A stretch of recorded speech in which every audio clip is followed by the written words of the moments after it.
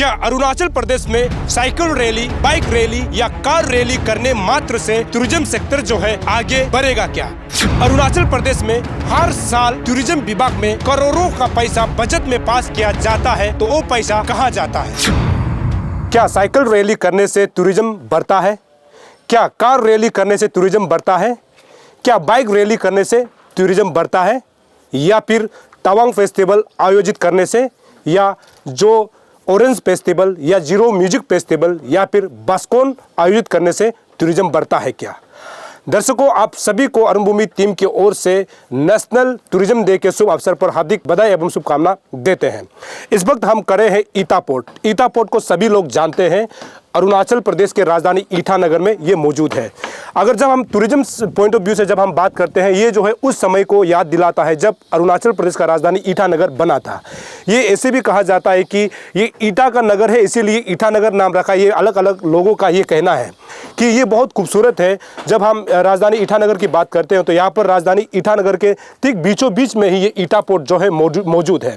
ये जो है कहीं ना कहीं अरुणाचल प्रदेश के राजधानी ईटानगर के नाम को यही अंकित करता है।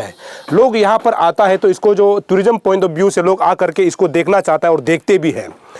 अभी सवाल यहाँ पर ये उठता है कि आज जो है टूरिज्म नेशनल टूरिज्म डे है। क्या टूरिज्म डे को केवल कार रेसिंग करने से या फिर साइकिल रेसिंग करने से या फिर बाइक रैली करने से या फिर जो ऑरेंज फेस्टिवल है, तवांग फेस्टिवल है या फिर जीरो म्यूजिक फेस्टिवल सिर्फ आयोजित करने से टूरिज्म सेक्टर जो है बढ़ेगा क्या? ऐसा बिल्कुल नहीं है। अगर आप टूरिज्म सेक्टर को बढ़ाना है अरुणाचल प्रदेश में, तो ऐसे में इस चीज़ को ध्यान देना बहुत ज़रूरी है कि अरुणाचल प्रदेश में जो टूरिज्म जो सेक्टर है, जो पर्यटन जो स्थल है, उसको बढ़ावा देना होगा। हालांकि अभी हम यहाँ पर पहुँचे थे तो यहाँ का इसका जो है रिनोवेशन काम जो है चल रहा है। ये बहुत पुराना ईटा फोर्ट है, ईटा किला है ईटानगर का, कि इसको लोग देखने के लिए आता है। अभी हम यहाँ पर पहुँचे थे तो आपको यहाँ लगेगा यहाँ पर जो है रिनोवेशन का काम तो चल रहा है, लेकिन ये रिनोवेशन काम जो है पहले भी तो हो सकता था।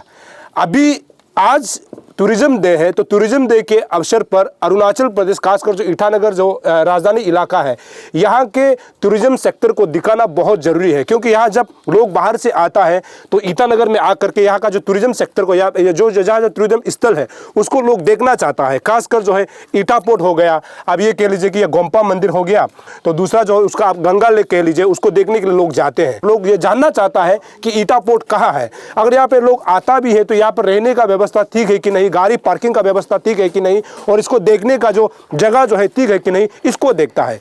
यहाँ टूरिज्म जो डिपार्टमेंट है अरुणाचल प्रदेश का, उसको सीधा सवाल खड़ा होता है कि अब बड़े बड़े प्रोग्राम जो है आयोजित करता है, बड़े बड़े cycle rally, bike rally, car rally आयोजित करता है, जिसमें लाखों रुपया खर्च की जाती है। अगर उस पैसा को ईटापोर्ट जैसे जगह को अगर सही पैसा डाल करके अगर इसको रिनोवेट किया जाता है या फिर सही ढंग से बनाया जाता है, तो आने वाला समय में यही जगह जो है रेवेन्यू का बहुत बड़ा जो है जगह बन सकता है। जो अरुणाचल प्रदेश सरकार को जो रेवेन्यू जो कनेक्ट जो जनरेशन करता है, यहाँ से हो सकता है। तो ऐसी चीज़ों को ध्यान में रखते हुए सरकार को, खासकर टूरिज्म डिपार्टमेंट को, इसको आगे बढ़ाना चाहिए। अगर ये इसको लोगों को देखने के लिए लोग आएगा तो यहाँ पर रेवेन्यू जनरेट होगा, रेवेन्यू जनरेट होगा तो यहाँ आसपास में रहने वाला लोगों का जो है उसका इनकम भी बढ़ेगी। तो इन चीज़ों को ध्यान देना होगा। लेकिन अभी आपको हम ईटापोर्ट का जो शुरुआत जहां से शुरू होता है, जहां पर गाड़ी पार्किंग की जाती है, उस जगह को भी आपको हम दिखाएंगे। ये जो ईटापोर्ट का एंट्रेंस गेट यही है। हालांकि हमने शुरू में भी कहा था यहाँ पर जो है पब्लिक को एंट्री मना है, क्योंकि यहाँ पर रिनोवेशन जो काम जो है चल रहा है। आज नेशनल टूरिज्म डे है, तो ऐसे में हम यहाँ पर आए हैं तो यहाँ का जो हकीकत को दिखाने के लिए। हमने शुरू में उधर भी कहा था कि अगर ये ईटापोर्ट को और आगे बढ़ाना या फिर ये रेवेन्यू जनरेट करना है तो यहाँ पर पार्किंग जो है अवेलेबल होना पड़ेगा। अब मैं कैमरा पर्सन से कहूँगा, एक बार आप इसको घुमा के दिखाएंगे तो आपको साफ पता चलेगा कि आने वाला समय में अगर इसको जितना ईटापोर्ट को सुंदर बना ले, अगर लोग हजार की संख्या में या फिर लाखों की संख्या में जब लोग आएंगे, इसको विजिट करने के लिए लोग आएंगे, तो ऐसे में पार्किंग व्यवस्था नहीं होगा। तो ऐसे में अंदाजा लगा के देखिए, आप इसको जितना भी सुंदर बना लीजिए, करोड़ पैसा खर्च करके इसको बना लीजिए ना, यहाँ जब पार्किंग सुविधा नहीं होगा तो ऐसे में लोग यहाँ पर आना भी नहीं चाहेगा। क्योंकि जहाँ पर पार्किंग व्यवस्था नहीं होगा तो लोग आने के लिए भी सोचेगा कि उधर पार्किंग व्यवस्था नहीं है तो कैसे आए। अगर ऐसे होगा तो ऐसे में रेवेन्यू जनरेट नहीं हो पाएगा। तो अगर इसको आप रिनोवेशन भी कर रहा है ये टूरिज्म डिपार्टमेंट के तरफ से, तो इस चीज़ को ध्यान देना होगा कि यहाँ पर पार्किंग जो है अवेलेबल होना पड़ेगा, जिसमें हज़ारों की संख्या में या फिर कम से कम 200, 300, 500 जैसे गाड़ी रखने के लिए व्यवस्था अगर होगा, तो ऐसे में यहाँ पर टूरिज्म ये पॉइंट ऑफ व्यू से लोग यहाँ पर आएंगे अलग अलग जगह से और इसको जो है देखने के लिए आएंगे और जिसमें रेवेन्यू जो है जनरेट होगा। आगे आपको हम लिए चलते हैं सीधा गंगा लेक। सर, आज नेशनल टूरिज्म डे है, क्योंकि आज के दिन पूरा जो अरुणाचल में पूरा हिंदुस्तान जो है टूरिज्म को कैसे आगे बढ़ाना है इसको लेकर के मतलब लोग सरकार जो है सेलिब्रेट करता है। आज आप यहाँ पर एक पर्यटक यानी एक टूरिस्ट होने के नाते आज गंगा लेक में आए हैं, इसको लेकर के आपका गंगा लेक को लेकर के आपका क्या राय है? देखिए, ये एक टूरिस्ट पॉइंट है। यहाँ सिंस मैंने चाइल्डहुड से यहाँ विजिट करते हैं, दोस्त लोग के साथ आते हैं और बाहर से कई सारा मेरा दोस्त लोग हैं और टूरिस्ट लोग आते हैं।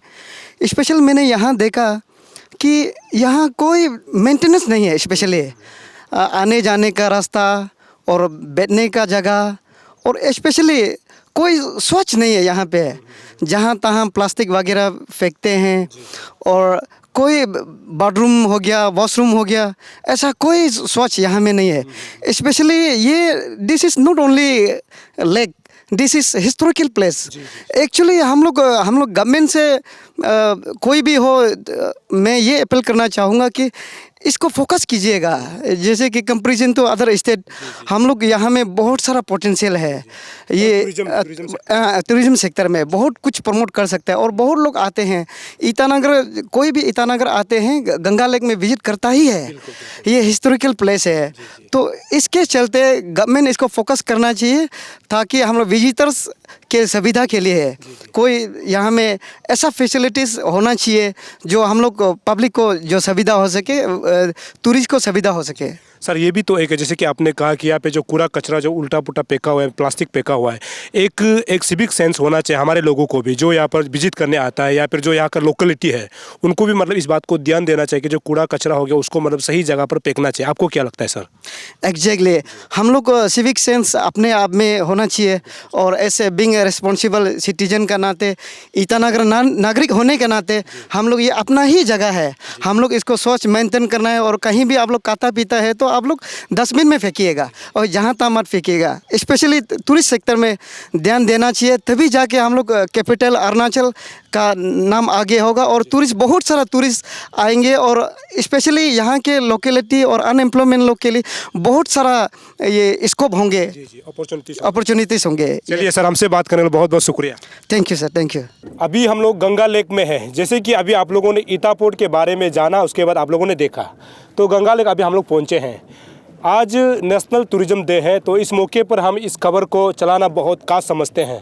मैं कैमरा पर्सन से एक बार ही कहूँगा कि आप अगर घुमा के दिखाएंगे तो आपको इसका खूबसूरत नज़ारा आपको दिखाई देगा। तो ये इतना खूबसूरत है, दरअसल इसको निसी में गिकर सेने के नाम से इसको रखा गया है और इसको गंगा लेक के नाम से जाने जाते हैं और ये बहुत ही खूबसूरत जगह में बसा हुआ है। अगर आप राजधानी ईटानगर से आप बात करेंगे तो ये लगभग तकरीबन 4 या 5 किलोमीटर दूरी पर होगा। और ईटानगर कोई भी यहाँ पर आता है तो उस समय क्या होता है कि गंगा लेक को कोई देखकर ही जाता है और ये बहुत ही खूबसूरत नज़ारा है। अगर इसको आप देखेंगे इन्वायरमेंट की दृष्टि से भी अगर इसको देखेंगे तो ये बहुत ही खूबसूरत वातावरण जगह जहाँ पर बसा हुआ है। आज इस खबर को चलाने का मकसद यही है कि जो डिपार्टमेंट, जो टूरिज्म डिपार्टमेंट है, उसकी आंखें को खोलना। और हमको ये खबर मिला है कि 2021 को इसको जो है फॉरेस्ट डिपार्टमेंट ने इसको ले लिया है। उससे पहले तक इसको टूरिज्म डिपार्टमेंट चला रहे थे और अभी 2023 है। इसका मतलब ये समझ सकते हैं कि पिछले 2 साल से इसको मतलब फॉरेस्ट डिपार्टमेंट ने ले रखा है।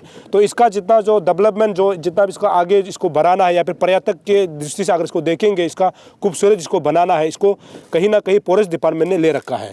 लेकिन इससे पहले सवाल ये उठता है कि उस समय तक टूरिज्म डिपार्टमेंट क्या कर रहे थे कि ये ऐसे जगह में बसा हुआ है। इसको अगर आप इसको खूबसूरत नज़ारा जहाँ पर ये लोकेशन इसका है, तो इसमें अगर घर बनाया जाता है या फिर टूरिस्ट पॉइंट ऑफ व्यू से अगर इसको लोगों को आकर्षित करने के लिए यहाँ पर घर बनाकर लोगों को यहाँ पर रहने के लिए अगर व्यवस्था कर दिया जाता है, तो ऐसे में क्या है कि टूरिज्म का जो है उसका रेवेन्यू जो है जनरेट होगा।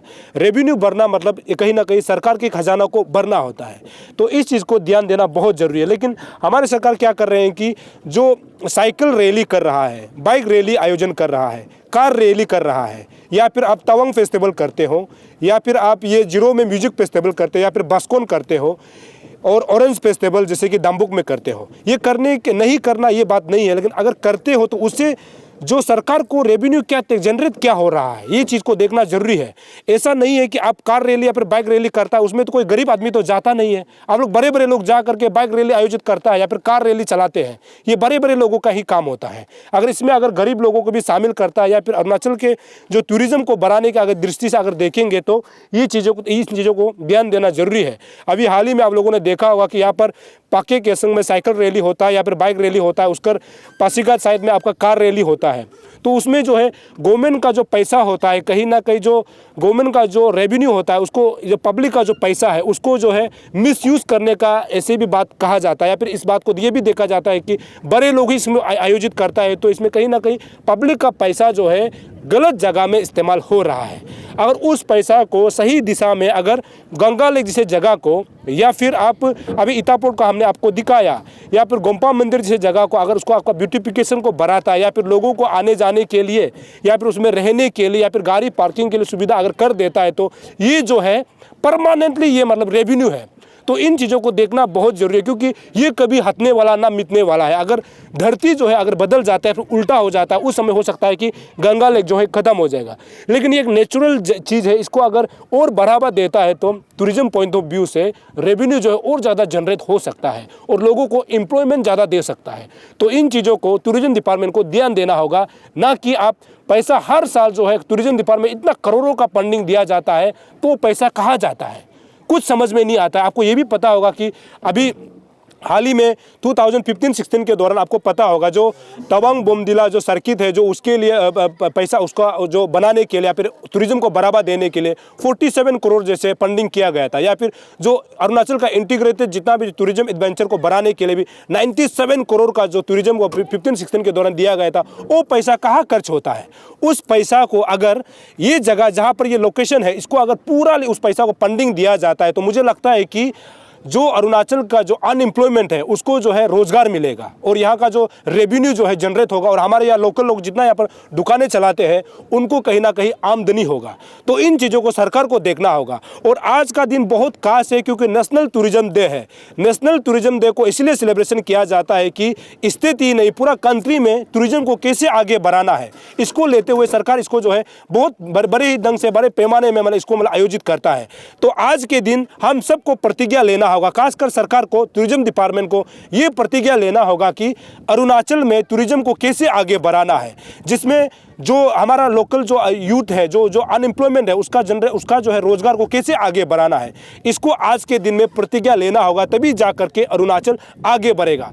अरुणाचल में जितना टूरिज्म में जो पैसा आता है अगर इसको पाई का अगर सही से इस्तेमाल होता है तो मुझे लगता है कि अरुणाचल आने वाला 10-15 साल में ही बहुत बड़े पैमाने में जो टूरिज्म जो पॉइंट ऑफ व्यू से ये बहुत बड़ा हाथ बनेगा और हमारे जो खास करके लोकल जो जितना भी बेरोजगार है उसको रोजगार मिलेगा। तो सरकार को, टूरिज्म डिपार्टमेंट को इस बात को ध्यान देते हुए आज के दिन में खास प्रतिज्ञा लेना होगा कि आने वाला 20-15 साल में टूरिज्म जो पर्यटन जो स्थल है उसको कैसे अचीवमेंट करना है और लोगों को कैसे आकर्षक बनाना है। और अरुणाचल ही नहीं पूरे विश्व के अलग अलग कोने से, देश के अलग अलग कोने से अरुणाचल लोग क्यों आए, इस बात को ध्यान देते हुए अभी से प्रतिज्ञा करते हुए टूरिज्म को बढ़ाना होगा, तब जा करके टूरिज्म का सही दिशा जाएगा और अरुणाचल का जो टूरिज्म है वो सही मायने में आगे बढ़ेगा। जितने भी जो दर्शक अरुण भूमि को देखते हैं, आप देखते रहिए अरुण भूमि, अब बने रहे अरुण भूमि। तब तक के लिए मुझे इजाज़त दीजिए, नमस्कार।